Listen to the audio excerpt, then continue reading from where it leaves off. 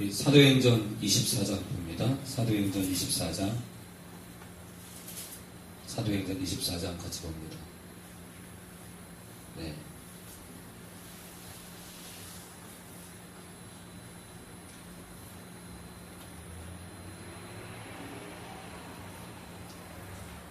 우리 1절 우리 강민이가 읽어주세요.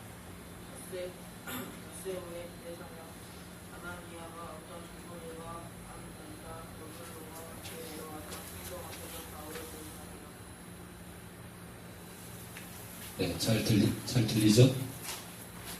닷새 후에, 그러니까 5일 후죠. 5일 후에 대제사장 아나니아가 어떤 장로들과 한 변사 도들로와 함께 내려와서 총독 앞에서 바울을 고소하니라. 고소라는 거는 누군가가 죄가 있다고 법정에 세우는 거죠. 저 사람은 나쁜 사람이라고 법정에 세우는 거예요.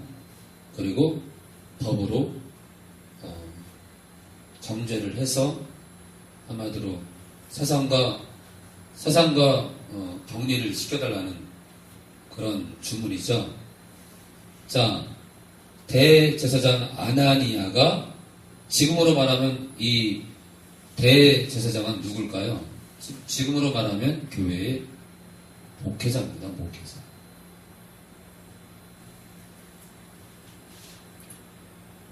이 당시에 하나님을 섬긴다고 하는 대제사장이 하나님의 일꾼인 바울을 고소합니다. 여러분들 율법의 중심에는 뭐가 있냐면 내 이웃을 사랑하라는 그 기본 메시지가 모든 율법에 깔려 있어요.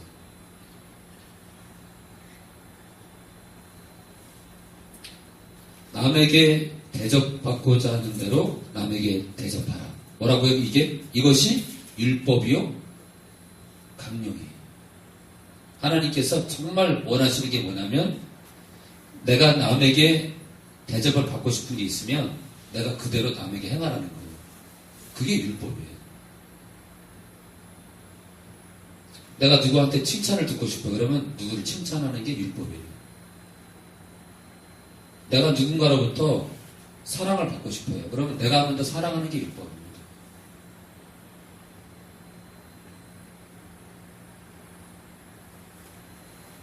내가 누군가에게 극진히 대접을 받고 싶어요. 그럼 내가 먼저 극진히 대접하는 게 율법이에요.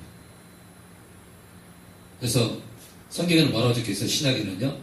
주는 것이 받는 것보다 복되대. 그러면 이제 주는 게 받는 것보다 복되대. 그게 왜 그러냐면요. 누군가에게 우리가 이렇게 물질을 나눠주고 또는 이렇게 명절 때 저는 이번에 제가 사는 우리 집에 몇 집이 안 되는데 양말 몇 컬레라도 사가지고 이렇게 나눠 주려고 해요. 지금 양말 몇 컬레라도 그러니까 1인당 2컬레씩만 이라도 그러니까 한 집에 양말 한 세트면은 싼 거는요 한 6천원에서 10,000원 사이 해요. 그래서 지금 따져보니까 한 집, 두 집, 세 집, 네 집, 다섯 집, 여섯 집이에요. 8,000원 잡으면 5만원도 안 돼요. 근데 있잖아요. 나누잖아요. 나누면은 또 받으려고 하는 게 아니라 내가 누군가에게 대접을 하면 그 희한하게요. 또 받으려고 하는 게 아니지만 옵니다. 꼭 이거 지금 명절 때가 아니더라도 사람은요 그게 고마운 거예요. 그게 어때요? 주거니 받거니 그게 사람 사는 이웃 간의 정의예요. 주거니 받거니. 어저께도 저희 지하에 내려가니까 그러면 이제 내려가니까 멸치볶음밥하고 또 뭐 그게 닭고기인지 뭔지 모르는데 또 한 통 주시더라고요. 꼭 그것을 받았기 때문이 아니라 그 멸치를 볶는 그 정성이 얼마나 고마워요. 우리를 주려고 볶았대. 그 마음은 돈으로 못 사잖아요. 그래서 아무쪼록 어때요? 대제사장인 이 아나니아가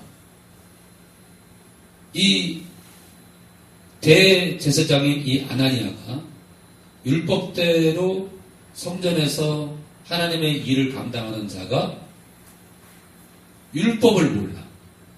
왜요? 바울을 고소하니까.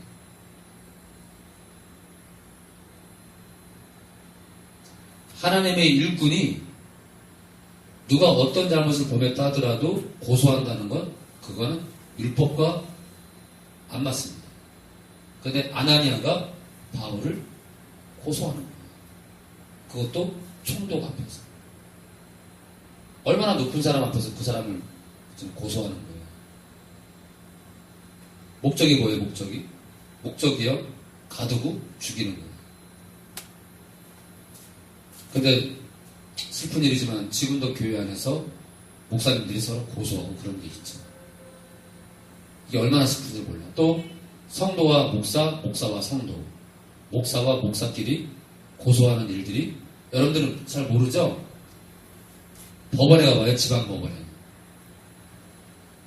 목회자랑 연관된 또는 성도랑 연관된 이 고소건이요, 굉장히 많습니다. 얼마나 우리가 그러니까 성경을 모르는 거예요. 그리고 성도들이 하나님의 아버지, 우리 아버지의 마음을 선포하지 않다 보니까 그러는 거예요. 어저께는 있잖아요. 어저께는 상담자라고 왔는데 어떤 어머니가 예수님 믿는 어머니인데 이분이 너무 힘들어하면서 전화가 왔어요. 이유가 뭐냐면 딸이 안 믿는 사람이랑 안 믿는 사위랑 결혼을 했는데 이 결혼을 못 막은 거에 대한 안타까움, 미안함. 근데 처음에는요, 사위랑 딸이랑 어떻게 약속을 했냐면 우리가 4개월만 당신 4개월만 교회 나가자. 당신도 무신론자, 나도 무신론자로 한번 4개월을 지내보자. 그리고 나서 또 얘기하자. 그래서 4개월을 이 딸이 그 남편 말을 듣고요, 4개월을 교회를 안 나간 거예요. 그 다음엔 어떻게 나왔을 것 같아요? 4개월이 딱 지나니까요, 교회 문자도 못 꺼내게 하는 거예요.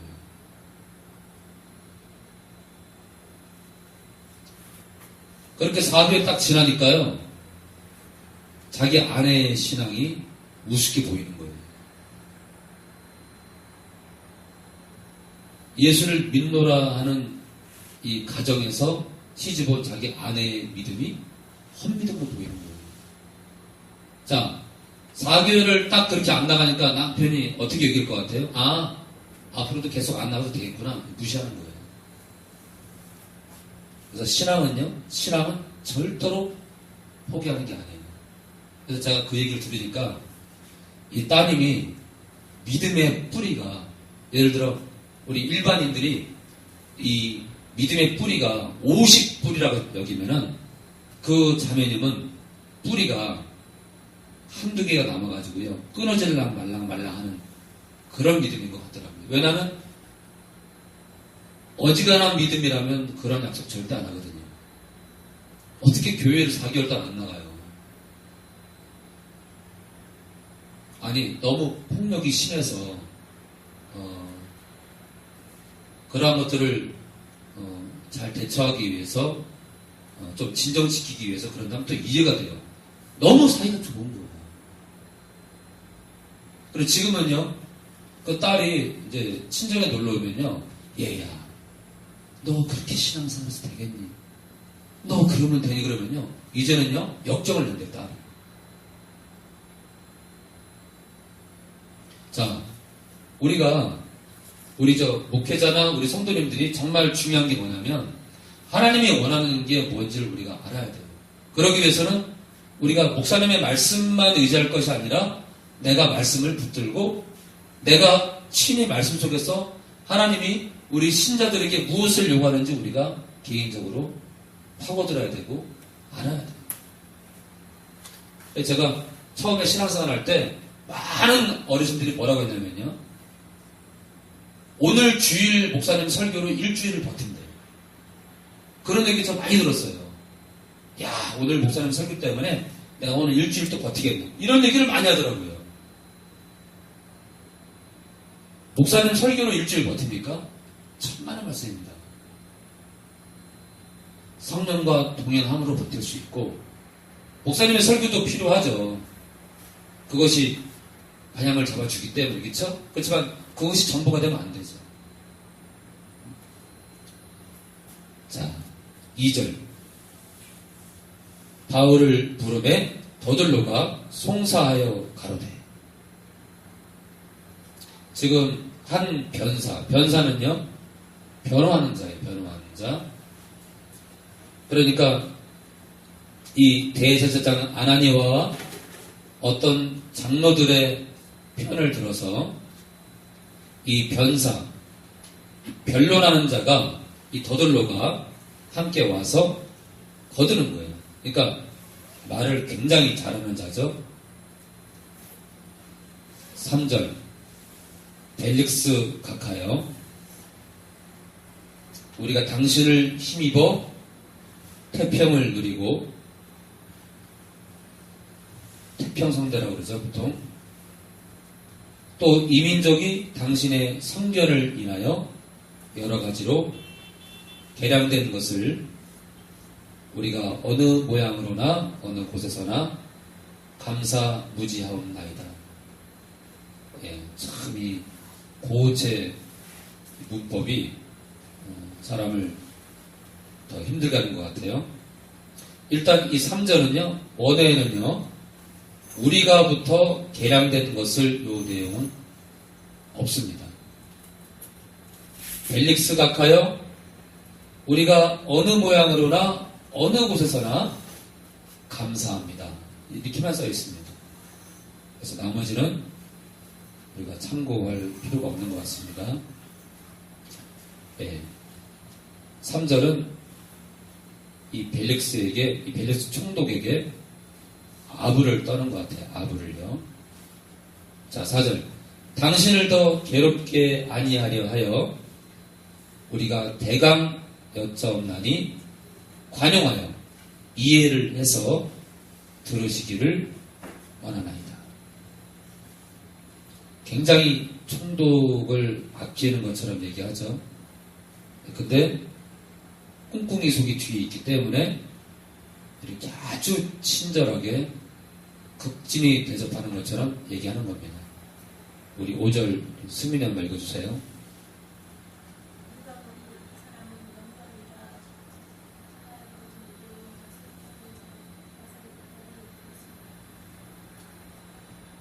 우리가 보니 원어에는 우리가 발견했습니다. 이 사람은 이 바울이라는 자는 연병이라. 원어에는요 골칫거리다 이렇게 해석하는 게 좋습니다.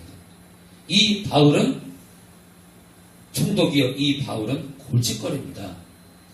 왜냐하면 천하에 퍼진 유대인을 보세요, 여러분들. 2000년 전에도요 유대인들은 온 세계에 퍼져 있는 거예요. 여러분들 유대인들의 이 뭐랄까요? 이 생활력이 2000년 전에도요 굉장히 강했어요. 지금도 어때요? 세계 경제를 이끌어갑니다. 천하에 퍼진, 전 세계에 퍼진 유대인을 다 소욕해 하는 자요. 예, 소동케 하는 자요.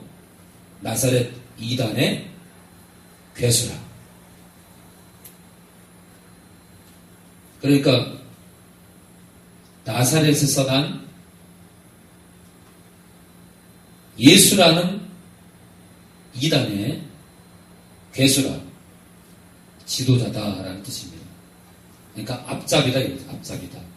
예수를 증거하는 앞잡이입니다. 6절. 저가 또 성전을 더럽게 하려 함으로, 누구예요? 바울이 또 성전을 더럽게 하려 함으로 우리가 잡았사오니. 그러니까 이 당시에는요, 이 예루살렘 성전, 이 성전에 대해서 굉장히 가치를 준 시대예요. 돌로 지은, 사람의 손으로 지은 이 성전에 굉장히 가치를 준 시대예요. 지금은 어때요? 지금은 우리가 몇천억, 몇백억, 몇십억짜리 교회 건물을 지어도요, 하나님은 거기에 관심이 없습니다. 하나님은 오직 어디에 관심이 있냐면 우리 건호 마음에 관심이 있는 거예요.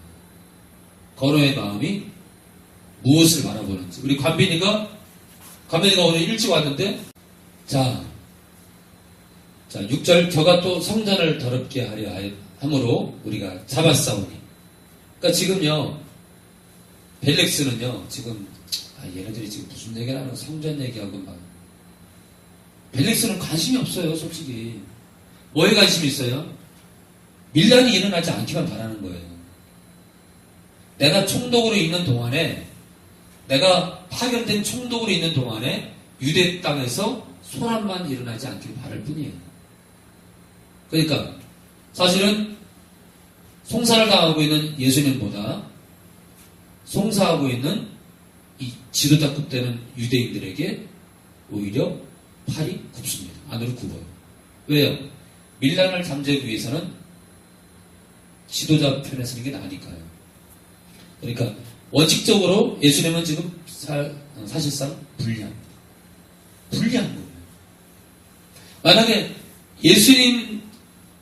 바울이, 예수님이 아니라, 지금 바울이 불리한데, 그럼 바울이 유리한 쪽으로 상황이 돌아간다면, 이거는 하나님의 이끄심입니다.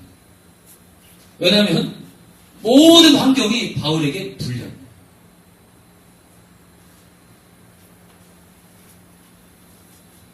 자, 우리 7절.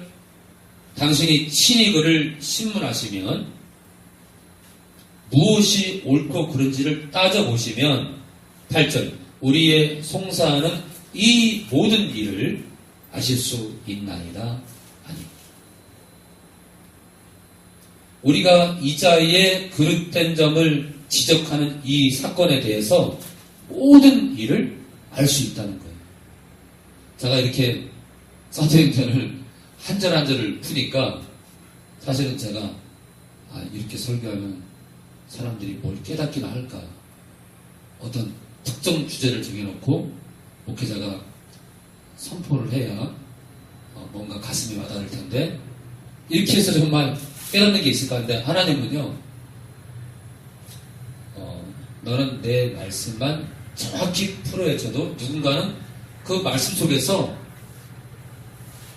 내 의중을 알고 내가 무엇을 원하는지 알 수 있기 때문에 너는 덧붙이지도 말고 그저 내 말씀만 바르게 깨닫도록 전하는 것도 대단하다는 그런 말씀, 그런 감동을 주시더라고요. 자, 우리 9절. 유대인들도 이에 참가하여 이 말이 옳다 주장한다. 지금 변론하는 자, 이 더들로가 하는 얘기를 유대인들이 듣고요, 옳다 함께 합사를 하는 겁니다. 우리 10절 간빈 읽어주세요.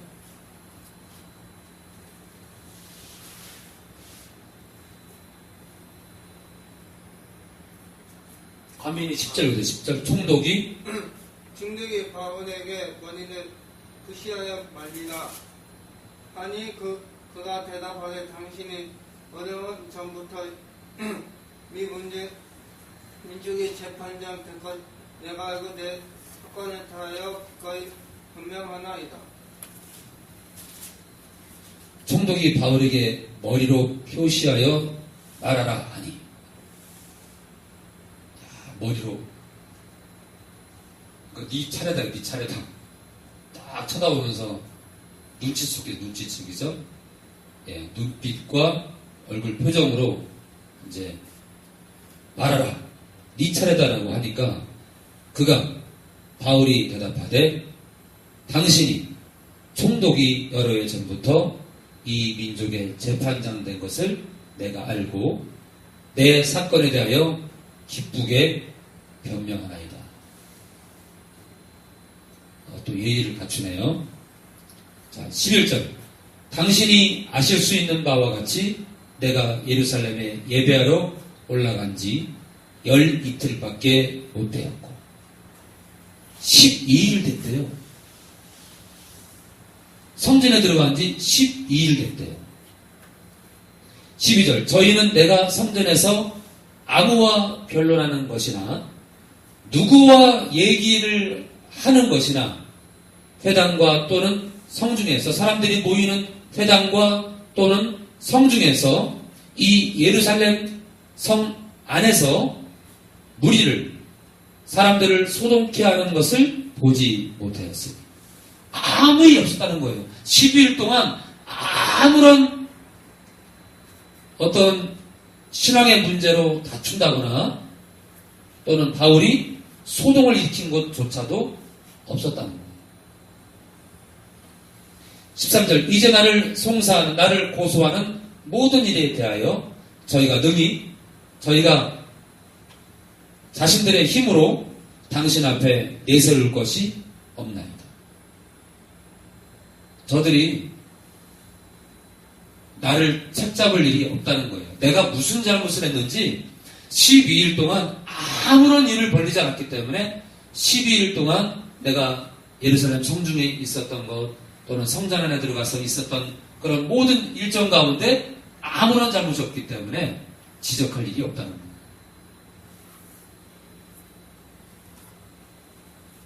14절 강민이 읽어주세요. 그러나 이것을 주님께 고백하리이다. 나는 저희가 이단이라 하는 도를 조차 부상이 하나님의 성경의 율법과 및 선지자들의 글에 기록된 것을 다합니다. 제가 유튜브에 이 설교를 올리니까요. 오늘 전화 상담 오신 분이 있는데 이분은요 3년 동안 음성을 들은 거예요. 3년 동안 있잖아요. 어떤 음성을 들었는데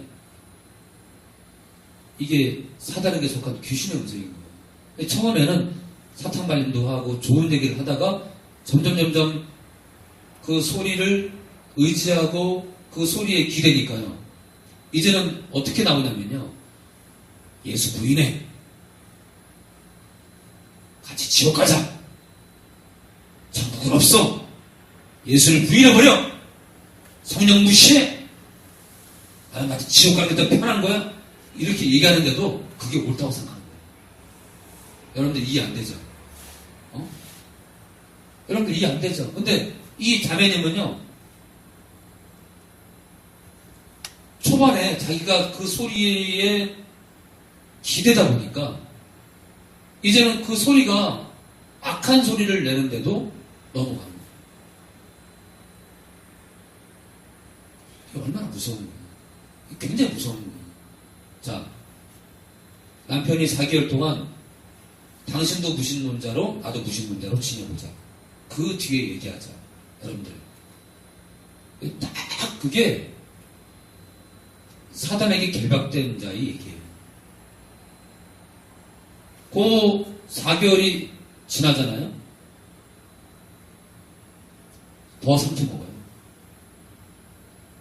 그렇다고 제가 그 남편이 사단이다 그런 뜻이 아니라 어차피 불신자들은 사단에게 속한 자들이잖아요. 사단이란 뜻이 아니에요. 어때요?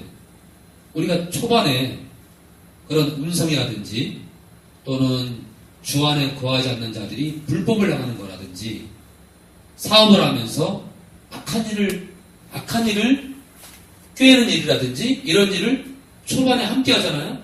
그럼 나중에는요.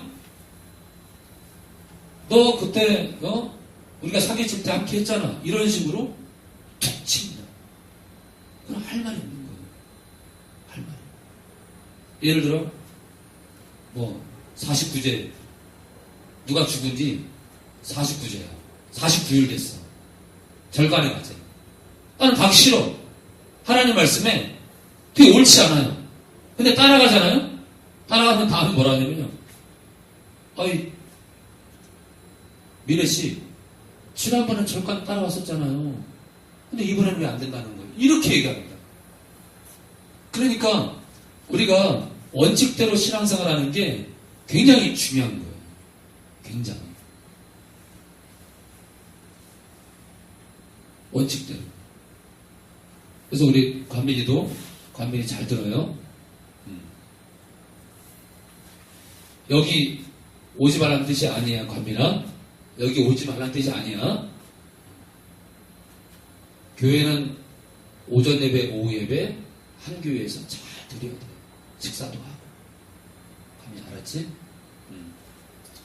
나는 원칙대로 할 수밖에 없어. 우리 관빈이가 나는 여기든 다른 데든 잘 적응해서 거기서 사랑받고 하는. 네가 말씀에 뿌리가 내리고 네가 아무리 부족해도 주님은 능력이 있기 때문에 우리 관빈이가 부족해도 주님은 너를 세울 수 있어. 그래서 우리 관빈이가 어디를 가더라도 오전 오후 예배 다 한 군데서 드리고 그렇게 잘 쓰기 바래. 관빈이 알았지? 너는 내 마음을 아직 몰라. 자,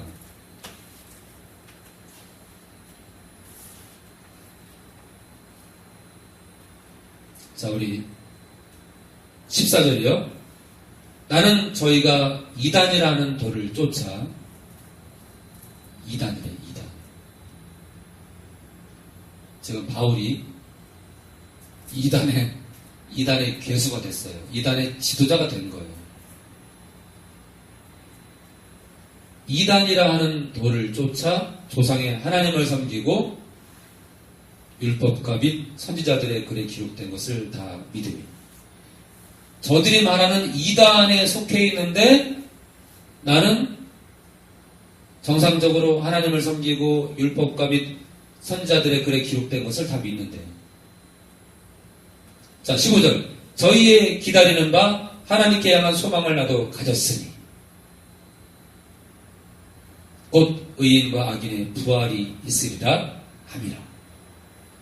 소망이 있는데요. 의인과 악인의 부활. 그러니까 우리 기독교인들의 소망이 어디 있는 거예요? 주님 앞에서 생명의 부활. 어떤 부활이요? 의인의 부활로 나오는 거예요. 악인의 부활이 아니라 의인의 부활로 주님 앞에 신부로 서는 거예요. 최종적으로. 그게 우리 기독교인의 소망이에요.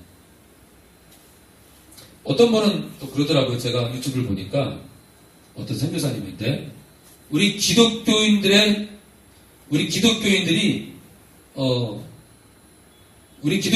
최종 목적이 무엇이 돼야 되냐면 그분이 말씀하시기를 유대인과 이방인이 그리스도 안에서 하나가 되게 하는 것. 그러다 보니까 우리가 뭘 해야 돼요? 유대인들을 건져내고 우리가 유대인들에게 엄청난 관심을 쏟고 우리가 엄청난 에너지를 붓고 그들을 예수님 안으로 끌어와서 이끌어서 유대인들이 우리 예수 믿는 우리 신자들 이방인들과 그리스도 안에서 하나되게 하는 것을 그것을 감당하지 못하면 하나님께서 나중에 내가 너 모른다 할지 모른다고 그분이 그런 얘기를 하더라고요. 그러니까 주님께서 십자가로 우리를 끌어낸 이유가 뭐냐면 우리가 이방인을 그리스도의 몸에 동참하도록 우리가 모든 에너지를 부어야 된다는 거예요. 우리를 십자가에서 구원한 이유가 그거예요. 그것은요, 하나님께서 전체적인 틀 안에서 하나님이 하실 일이에요. 하나님의 계획이에요. 하나님의 큰 계획 가운데 하나예요. 그래서 유대인과 이방인이 그리스도 안에 이 살아있는 자들, 남아있는 자들이 그리스도 안에서 남아있는 유대인들, 남아있는 끝까지 이기는 자들, 끝까지 이긴 이방인들, 끝까지 이긴 유대인들이 그리스도 안에서 하나 되는 것. 그것은요, 시간이 지나게 되면 해결되게 되어 있고요. 또 하나님께서 특별히 하나님께 부름받은 성도들 또는 선교사님들이 직분에 관여는 전혀 없어요. 어떤 특별한 직분이 아니에요. 어떤 직분이냐 하면 하나님께서 보내는 자들이 이스라엘에 가서 또 어때요? 여러분들 유대인들이 이스라엘만 있는 게 아니에요. 착각은 자유예요. 유대인들은요 전 세계에 퍼져 있습니다. 자, 그러니까 이스라엘에 들어가는 것만이 유대인들을 예수님께로 인도하는 일이 아니에요. 자, 그러면 어떤 일이 유대인들을 우리가 주 안으로 인도하는 일이에요? 각자가 맡은 소임대로 또 어떤 분들은 이스라엘로 들어갈 수 있겠죠? 어떤 분들은 미국에 가서 선교할 수 있어요. 하다 보면은 어떤 목사님 교회에는 유대인도 나올 수 있습니다. 아주 희박하지만. 어때요? 꼭 이스라엘에 들어가야 유대인들을 전도할 수 있는 건 아닙니다. 그러니까 우리가 어때요? 또 어떤 사람은 이스라엘의 유대인들을 전도하러 들어가는 선교사님에게 물질로 섬겨요. 그렇죠? 또 어떤 분은 편지로 위로해요. 어떤 분은 이메일로 격려합니다. 어때요? 유대인을 우리가 그리스도인에게 전도하는 것은 각양각색의 모양으로 할 수 있는 거예요. 자, 그런데 그 선교사님은 어떤 얘기를 하냐면요. 우리가 유태인을 예수님 만나는 일에 우리가 온 힘을 기울이지 않는다면 하나님께서 우리 각 사람들을 내가 너를 모른다고 할지 모른다고 얘기를 하더라고요. 굉장히 위험한 발언이에요.